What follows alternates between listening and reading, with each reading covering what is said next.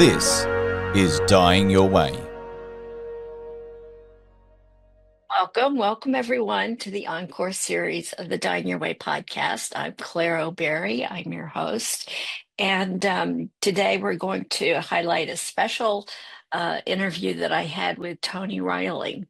Now, I've interviewed Toni a couple of times, and she's just a wonderful person. She's known as a past life therapist and has so many been on Next Level Soul. I mean, she's really done some amazing things, and she's founder of the Toni Reilly Institute. And in this conversation, Toni and I, for the first time, are talking about how regression works, and talk about the space between lives, which I found fascinating. And it's a way that people, when they're facing death, knowing that there is something that has been documented to be beyond is quite comforting. And for those that it's not within your belief system, I completely understand. But I think you'll enjoy listening to this interview. We talk candidly, and we talk about fear and grief and the way our beliefs really set the stage for what our actual time of death is like. So Toni's perspective is very grounded, and well, just listen to it yourself. It's something you're going to enjoy. So let's dive in and listen to the interview with Toni Reilly. Welcome, everyone. Welcome to the Dying Your Way podcast. I am very happy today to meet Toni Reilly. She is a regression specialist with the Toni Reilly Institute. And we have a really exciting program today because we're going to find out everything I don't know about a regression specialist. And I know Toni through other people. I don't know her, but I have a feeling by the end of this podcast, I will. I am really looking forward to it. Welcome, Toni. Thank you, Claire. I'm thrilled to be invited onto your podcast, and I'm thrilled to be talking about what we're going to talk about today. Yeah. And before I start too, I also want to say that she's an international speaker and author and trainer, and has quite the website and the following on Facebook. So we'll get into that at the end, but I am really excited about that. Okay, I'm going to start with just a caveat about my lack of knowledge about what we're going to talk about, but just sort of an intense interest I've had in past life regression and the thought of reincarnation. And I'm really going to age myself saying these names. So in the 70s, reading about Ruth Montgomery. Right. There was someone close to me who died at 15 years old. And I was very much, following a very dear to my heart Christian path. And he died at 15, and I just was devastated. I mean, I just thought there's something wrong with that. And I, by chance, picked up a book by Ruth Montgomery, who, just Google her. I mean, it's just a long time ago. And it's the first time I was really introduced to the idea of reincarnation. And it gave me a lot of peace thinking about the death of this person, because it just kind of made some sense. And I had hope and I had faith that there was some bigger plan behind all that. Fast forward to Many Lives, Many Masters, who you study with Dr. Weiss, right? I mean, wow. I mean, that was another book, because he was a psychiatrist, I believe. Yep. He had very clinical, he had no belief in anything. And through his patients and people that he worked with, he actually could scientifically prove that reincarnation actually was measurable. Yes. Okay. And then we're going to talk about all of this. I'm so excited. I got hold of, what's his name? Newton. Oh, Michael Newton. Journey of Souls. Yeah. and was the concept of soul clusters and the work that we do in between lives. These are all the things that I can't wait to talk about. So, Toni, just start off anywhere, but just, I think first, just tell us what is a regression specialist and Okay. So regression specialist would encompass being able to facilitate where you can guide someone to recall their past lives, but not just their past lives. They can recall the plan, if you like, in between lives. So the plan to do what they're going to do when they incarnate. And also, even beyond that, which is, I call it home, but it's basically when we're energy, soul energy, and it's a collective of everything but nothing. So it's extraordinary. And one of the things about being this regression specialist, because it developed over the years for me as well, as much as it was an observation that I kept making through my clients, but the fact that they could go there and visit in here, you're in meditation or under hypnosis, but people come back into the room and they're different because they have, well, I believe the reason why is because they're communicating with their soul energy. So it's not about a therapist telling them, it's not about reading someone else's theory, it's not even about reading any books, like even, of course, I've read all the Michael Newton books and all of them, and they resonate with me, and they did a long time ago, but to actually experience it in your own energy is like, oh, then no one could convince you otherwise. I think no matter how religious our upbringing was, or even any of our belief systems, it's when you experience it, it's like, whoa. How did you get interested in this, or why did you start doing this in the first place? I mean, people would argue it's a odd path. It's pretty out there, isn't it? Well, what happened for me was I had a very ordinary, I say ordinary because what I mean was I was unaware of spirituality until I was in my 30s. And I've actually, it's not entirely true because I had various readings with my close friends, but I really didn't realize that this was something that everyday people could do, or that we had our intuition, and we all have that. I just didn't ever think about those things. And of course, I was a mother of 3 small children. They were 3 and 3.5 years. So I just never had a chance to really think about these things until I started to feel within myself that, certainly a pull to do something. And I can always say that I used to think, what am I here for? And it's odd because you were thinking, you're raising these children, and that's a big thing. Yeah. But I felt like there was something more. But anyway, what happened was I started assessing my marriage, actually, but through myself, because I had realized I had become very oppressed, and I guess my personality was different and much more squashed than it actually is. So I started to soul search, that's what I call it, and through that process I discovered that I was super intuitive, and I just didn't realize what that meant. But in the search to find out, well, if I'm so intuitive, why don't I know this? I was told to find a meditation teacher. Well, I thought, this is how ignorant I was, I thought Buddhist monks meditated. That was my sole knowledge on meditation, nothing. And I'm like, and I also enjoy a glass of bubbles.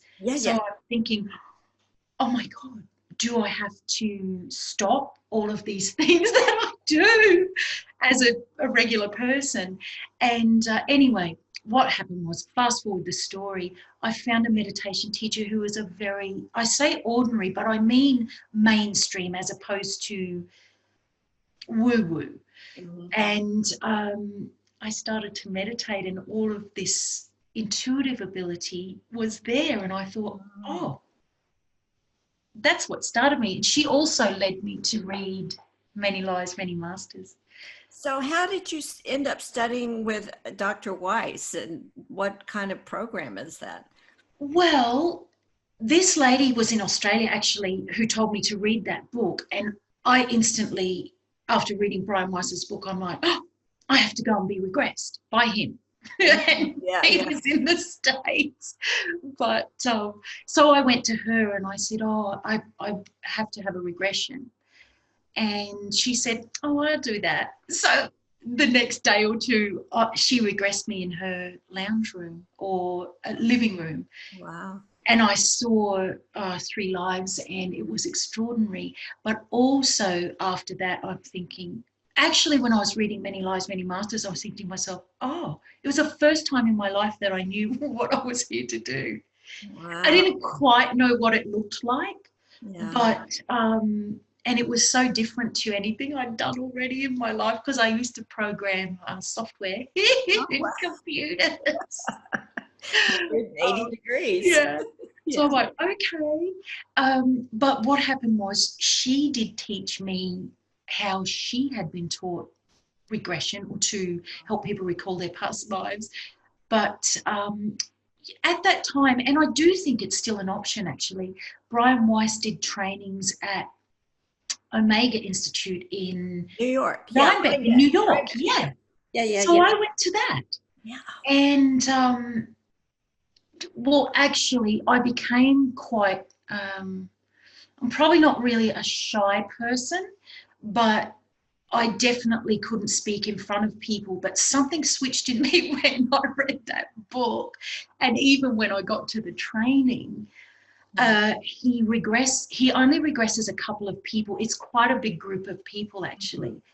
But he had this lady up on stage to regress, and I knew he was going to do another one, and I'm like, I've got to get him to regress me. So I went up there like a psycho, really. Yeah. Please, can you do me next? And of course he does his checks for if you can be hypnotized. His checks, it's a bit of an eye roll thing. Yeah. Anyway, he let me get up there on stage and regress me. So it was brilliant. And of course, his energy is just, he's so beautiful. And so I was feeling pretty lucky. And you know, back then, it was 2008, 2008, maybe it was 2009. I think it was 2008. But my friend who I met there, he had an iPhone. And they were brand new then, but it had a camera on it. So I scored these very dodgy but photos of me up on stage with Brian Weiss. So yeah, that was it. So, but already by the time I went to do that training, I had already been working with people for about a year, and I realized that, oh, I'm doing it fine. It works. Yeah. And I was he's so inclusive, I'm going to say. So he is not about owning this process or that it has to be done a certain way, just about sharing the amazing things that happen for people when they do have these experiences. So it was just really special. So, I mean, I kind of have so many questions here. Do you use hypnosis in your work? Is that how you regress people and go back? Yes, but I personally always call it meditation, mainly because back 15 years ago, it was a little bit out there, and people would ask about being hypnotized, and for a lot of people, they'd only seen people being, clucking like a chicken on stage, and those kinds of stage shows, which for me are fine. I think they're hilarious, but it was like, oh, I don't want them to think I don't want them to think they don't have control and I'm going to turn them into something. So I chose for that reason not to say it was hypnosis. I said, I'm going to take you into a meditative state, but ultimately it's the same thing. So Have you worked with people that are in, say, a life-threatening situation that come to you and use it as a therapeutic tool or as a As far as being terminal goes?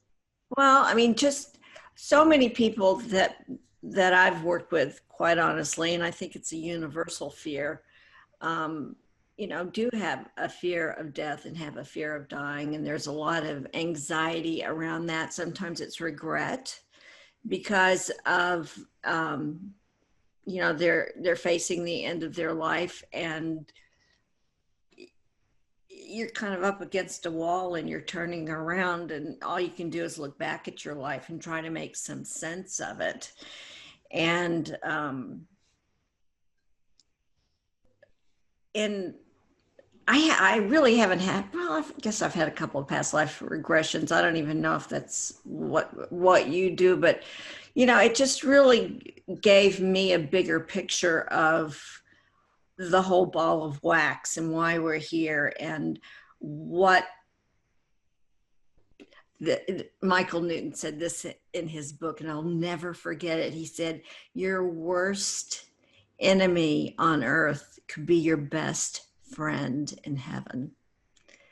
And that concept just really supports, well, me in my own life, but to resolve and forgive people, thinking they are here to be a great teacher for me. They volunteered on the other side to take this role so I could learn this lesson, and that really takes a lot of the charge and emotion that so many people really do carry with them at the end of life, because they think it's just this one life that they're dealing with and they don't understand. There's so many layers to it, isn't there? But I think what you're describing there is when, as he says, maybe your best friend in heaven is your worst enemy on earth,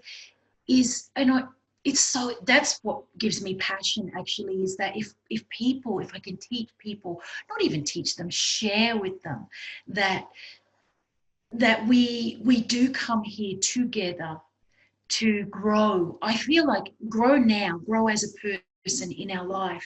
And the people who poke us the most or hurt us the most are our teachers. And I think what happens when people realize that, it's like, oh, and this is why I call it recall as opposed to regression, because it's almost like they knew that was going to happen before they incarnated, but we forget. And when they're reminded of it, to stop feeling so victimized by people, or so hurt by them, or so wounded by them. Yeah. But I think as far as when people are terminal, or they're aware that they're going, I think the part of the process of life is that grieving process, whether they're grieving for the loss of someone because they're staying here, or for now at least, or if they're grieving for their own time being nearly up. It's an extraordinary process for them to go through, because they're reminded of what was going to happen and why. Yeah, and I mean, it takes away the humanness in a way, but that is liberating. So I think we are here to be humans while we're here, because that's what we are doing. We're living life, and there are things that are to be enjoyed while we're here that we don't have when we're not in a body. But to be eased when we know we're going home, because for many of us, it is scary. And it's not just scary, it's because we've forgot the concept that there is something more. Plus there's the fear that's put into many of us down here that there's a hell. Yeah. There's a heaven and there's a hell, and you're going to pay for things that you did. And the reality is, this process shows them firsthand that that's not the case. There's no retribution, actually. It's like, you welcome back. You're back in the energy, and it's peaceful and all kind of magical.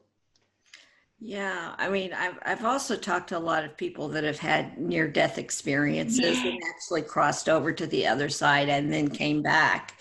And boy, talk about transformation. I mean, yeah, that's huge for people.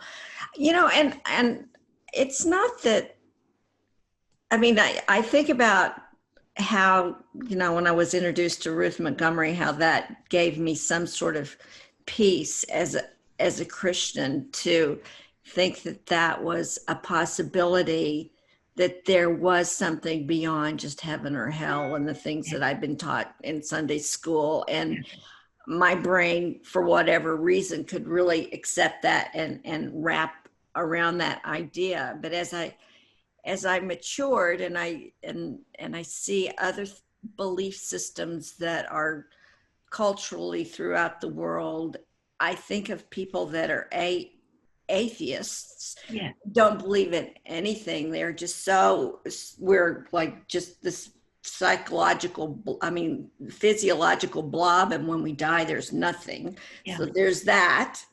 And then there are other people that are very, I would say, rigid and fundamentalist in their point of view, that, it is that very, there's my way or the highway. And if you're not on this path, you're going to go to hell. And, I mean, my grandfather was a Southern Baptist preacher. So I mean, I've really, done the whole gamut and spectrum of that. But to think that, there are a lot of different paths that go to the same location, and that we're all going up, is something that I guess people just have to go on their own path and experience in their own way. But I wanted people to hear from you today, so they would just know that whatever you want to say, or say to them, if they are afraid of this just being it, or that they just have this black or white choice of heaven or hell. In your experience with people, what can you say to them? Uh, what I could say to them is thousands and thousands of people that I have guided into that space. Everybody experiences, it's not identical, but it's the same feeling of that there is no fear, there's no retribution, you're not paying. But I feel like it's not enough to just assure someone of it, because fear overrides that. So for me, it's about try your best and experience it for yourself so that you can alleviate the fear. And you can do it with, not just with a facilitator, you can do it through meditation. And yeah, I think it's more about exploring and being open to other options, rather than assuming or even believing what you've been taught, that it's bad and you're going to be paying somehow, it's scary. It's just not. And also, the soul does know exactly what to do. So it transitions once we pass. It transitions instantly, actually. And I think there's another fear that we have, aside from our religious beliefs and cultural indoctrinations. We have the movies with the ghosts and the hauntings and that come back to get you. It truly doesn't work like that. No soul gets stuck in a space. No soul gets is going to be in a certain spot until they're absolved. It just doesn't happen. They're straight back to energy, and there is no. Maybe if I could dumb it down and say levels and hierarchy are human concepts, and human concepts don't exist over there. Over there, I say, once we leave our body.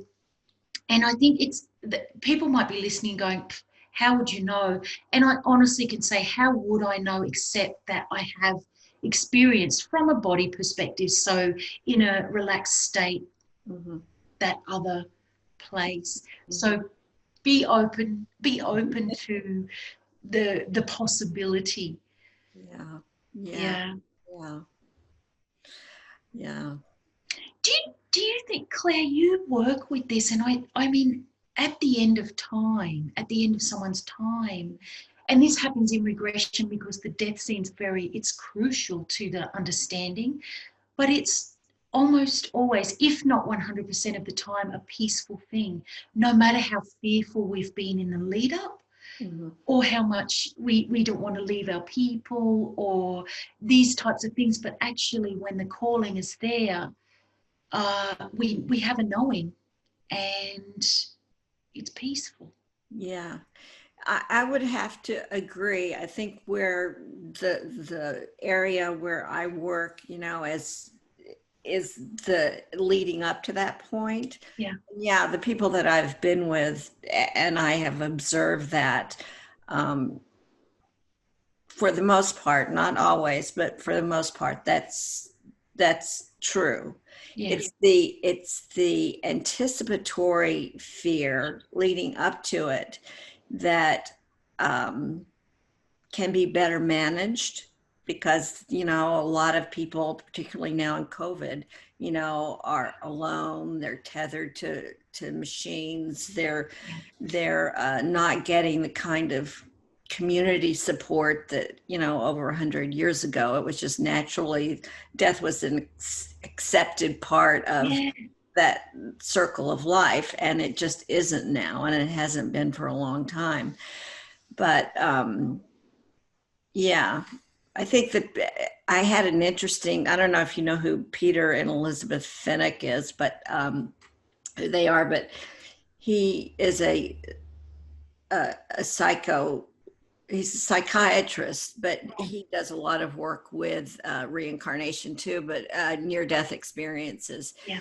And he was saying that if people are just even curious about death, it takes away about 80% of them experience a very peaceful death. Not whether they're religious or not, or have beliefs or not, if they're just even curious about death, like the conversation we're having right now, whatever the preparations that people do to prepare for dying, it really helps ease the experience of dying and the fear of dying. Not to mention you've planned everything else for everybody that's left behind. But having these conversations are really important. Claire, I'd really like to share a recent death that affected me, because I want to share this with you, because she and I have worked in and around death, whether it was in mediumship, which is to alleviate people who are left here with their grief, and also in my work with the recall and the regression. And she was also a psychotherapist and counsellor. Anyway, the story goes like this. She also wrote my counselling component for the training that I do, but her name was Pamela. But what happened with her was she was 68, very lively, modern thinking, very open, lovely. But what happened was she became ill at the last minute, and she was kind of anti-Western intervention. She was not about Western intervention, but what happened was she went to the doctor because she had a pain, and she was actually almost dead.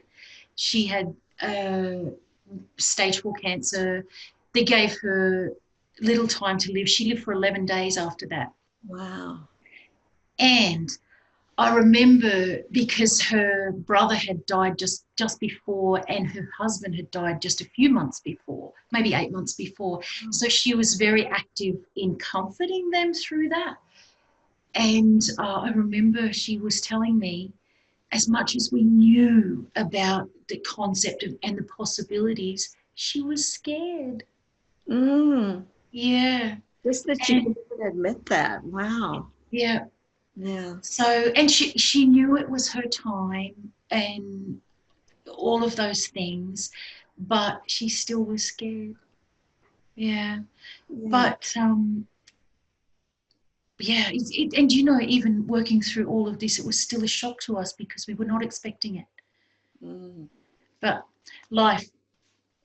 Yeah, but and 11 days, I mean, that's fast. I mean, that's just, it's just like get the palliative care in there, get the anxiety meds if they say that they're scared. I mean, there are medical interventions that can happen that can do that along with other things. I mean, I think as an end of life doula and working with people in the palliative care industry, there are a lot of bags of tricks that people can, there are a lot of tricks in the bag that people can use at the end of life. So that's mitigated, it's possible. I'm pretty sure Pamela didn't have any of those, but she did have, I mean, she obviously had painkillers because she was in quite a lot of pain. Because I think as the mind goes, once you know, then you relent to it because she knew that she was in pain, whereas I guess before she knew, it was just, oh, you just keep going. But yeah, it's just so interesting. Yeah. Remembering the pain. How does that make you feel? Oh, I tell you, I can't, this is the first time spoken about her and not cry. And so it's like, as much as we know, we're still human here, and you've lost your friend. Yeah. I'm sorry. Yeah. I know that happens every time. But it was 2 years ago now. But yes, I think that's the thing to remember, is that this experience while we're here is as people.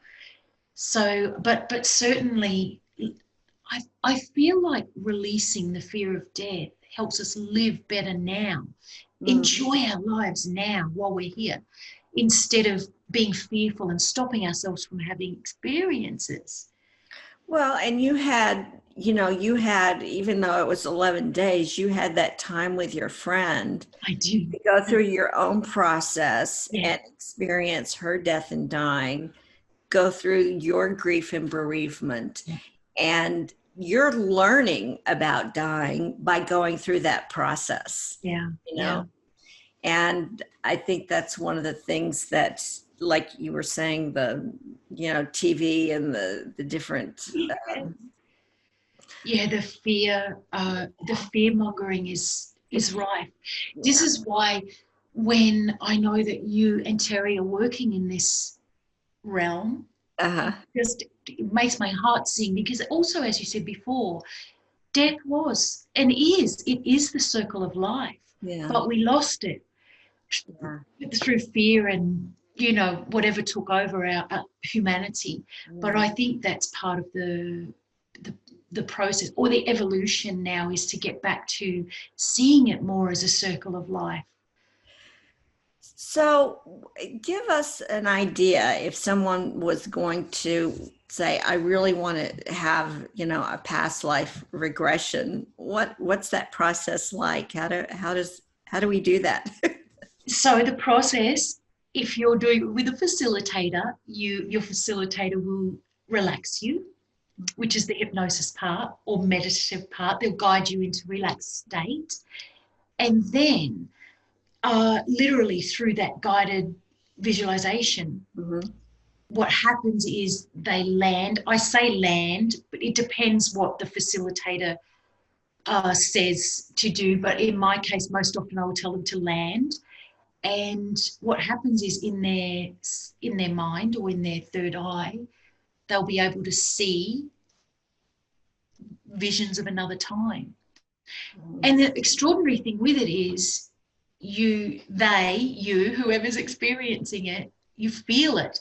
And I think that's where people are like, well, did I make it up? I've got an active imagination. Did I just imagine it? But the thing is, when you're asking them questions and they're moving, it checks out. So they're moving through the life, backwards, forwards, wherever the facilitator asks them to go. And also, most of the time, the lives that they experience are nothing that they've ever even considered before.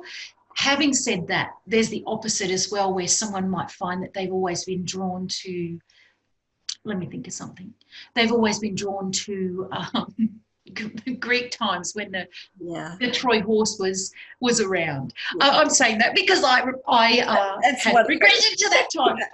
But when people feel drawn to a certain time or certain films that are set in certain eras, that can mean that they've been there before, and they work through and discover that they have been. But for sure, they will not be seeing movie scenes. They won't see Brad Pitt in their regression. He will not be there. It would be there.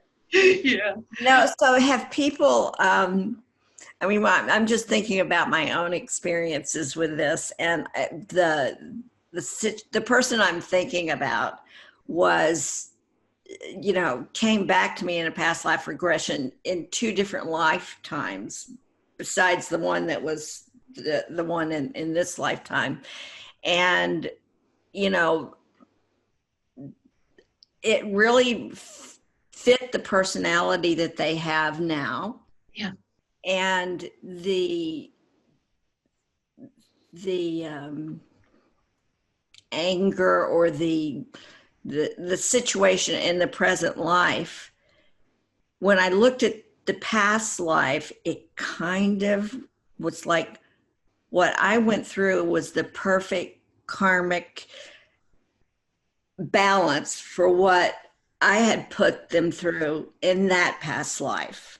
I mean, it actually even hurts me to even think about it. Yeah. Because it was so sad, and I could immediately forgive that person.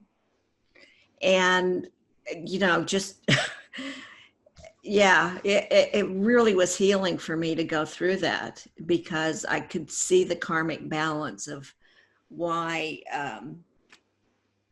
we had to go through that together, in that way to balance it out. And Claire, what's really interesting about you describing your experience there is we have had many lifetimes, but the soul knows which one to show to you to make sense of now, so that you can understand this interaction now and move through it, or forgive, or whatever it might have been that each person has to do. And that's the cleverness of, I guess, our soul memories, is it knows exactly what we need to see now to improve now. And that's also why this regression process, even if you don't do it with a facilitator, if you do it with a guided meditation on YouTube or the like, your soul's giving the information to you, or revealing what you can cope with and what you need to understand now. I call it the prescription, but that's what it does. It will give you the information that's going to help you understand now better, and that's what it does. And what you just described is the most beautiful reality of the therapeutic value of it. So talk a little bit about the safety of it, because I think people that haven't, that happened to me when I was actually in a meditation. Nobody was guiding me, and I was meditating, and that came up and spontaneously on its own. But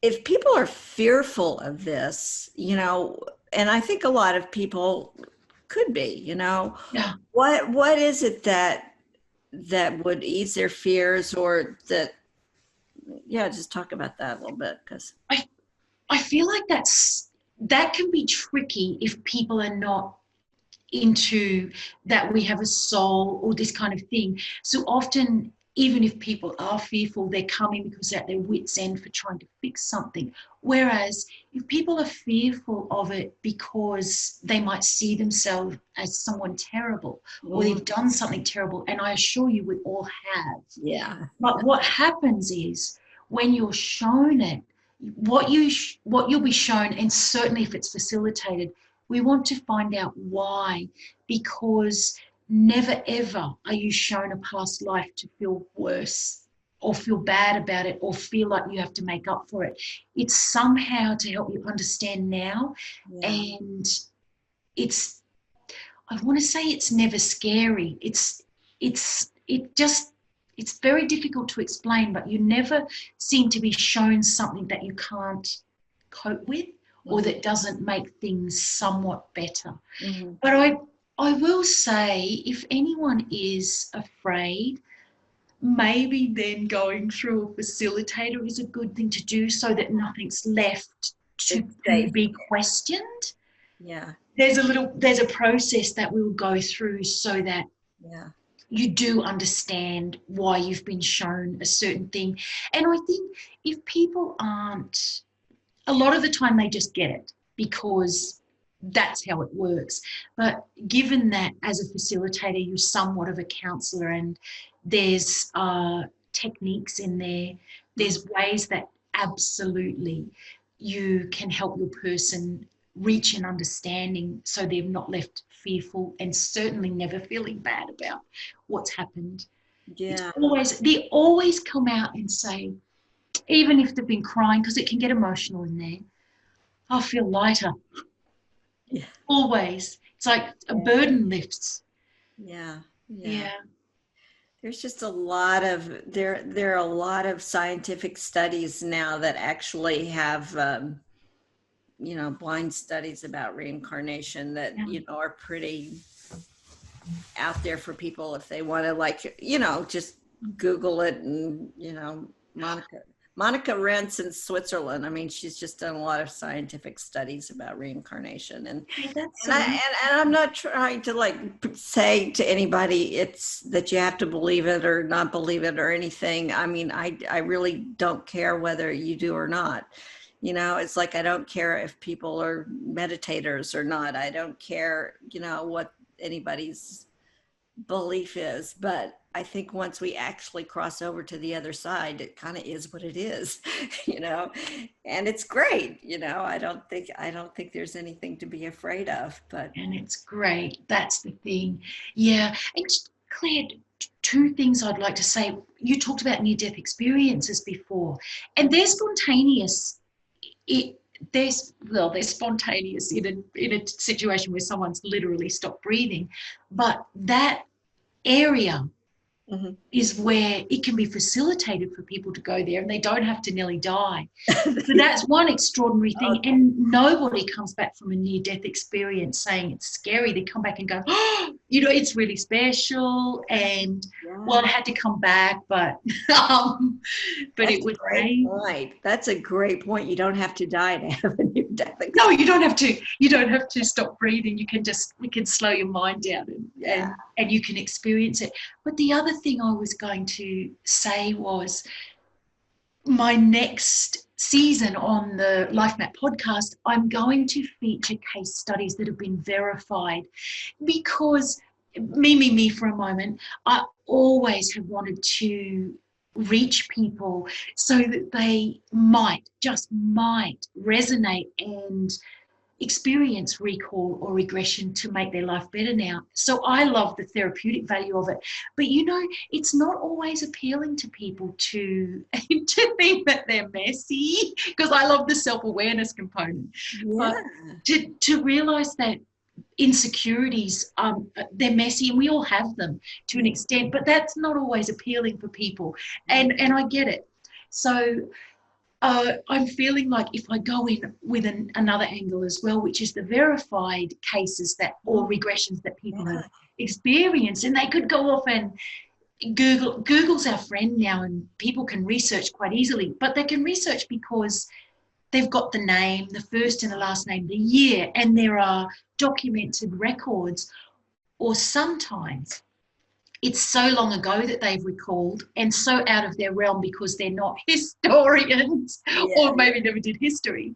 But they go and research what they saw, what they knew, what the names that came through, and it checks out in history. And it's really so exciting. To be honest, it never even excited me before, because I was like, as long as this fixes something for you now, and it always did, but now it's like, oh, it really is intriguing to be able to put the pieces together and verify it. So the next season, which starts in November. Oh, I can't wait. Those cases. I think that's great. No, I think that's great, because I think the people that are attracted to this they do want to have self-awareness, and they are into personal growth. And if they're even a little bit curious, you know, having that kind of verification and validation, you know, will just give people the courage. I keep going back to that word. I mean, to explore it further, you know. I mean, it's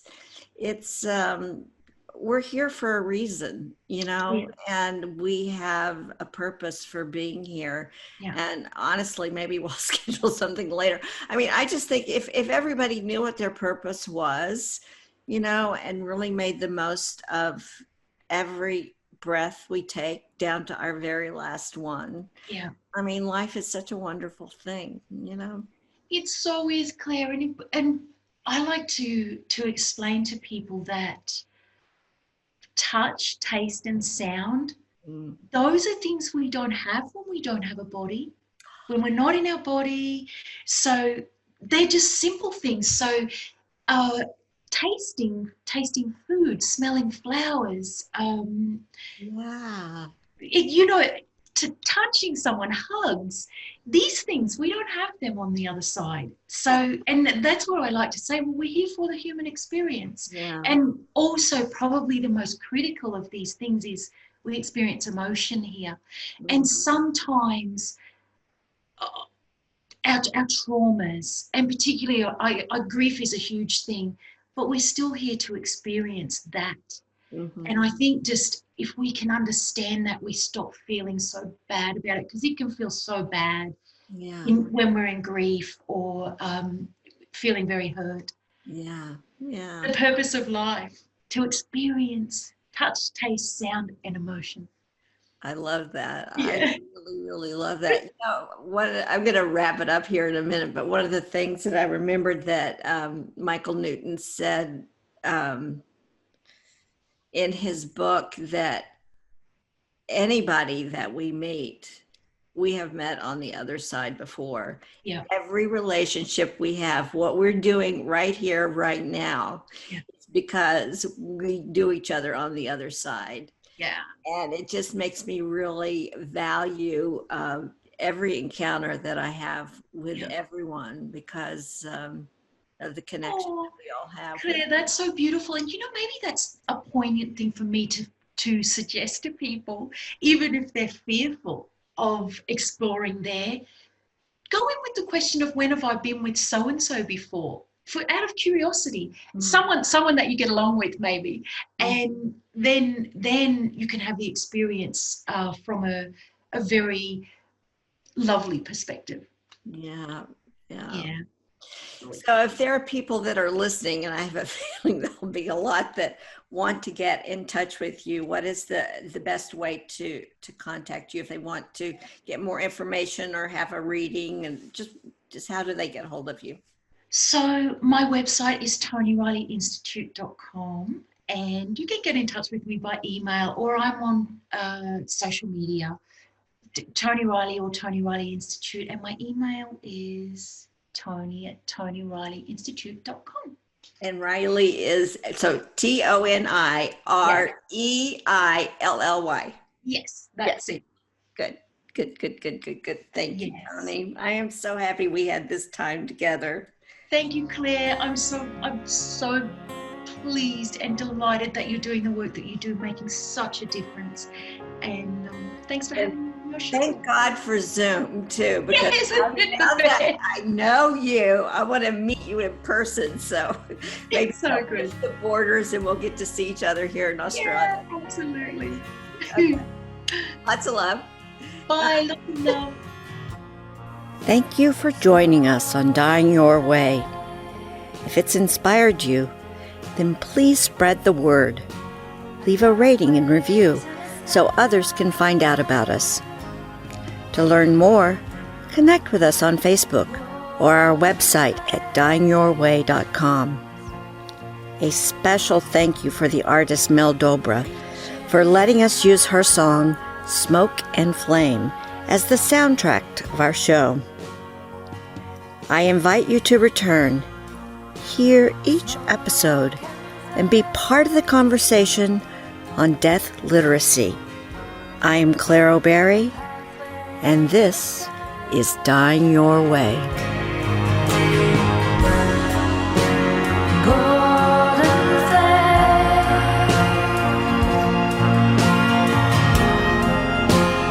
Reaching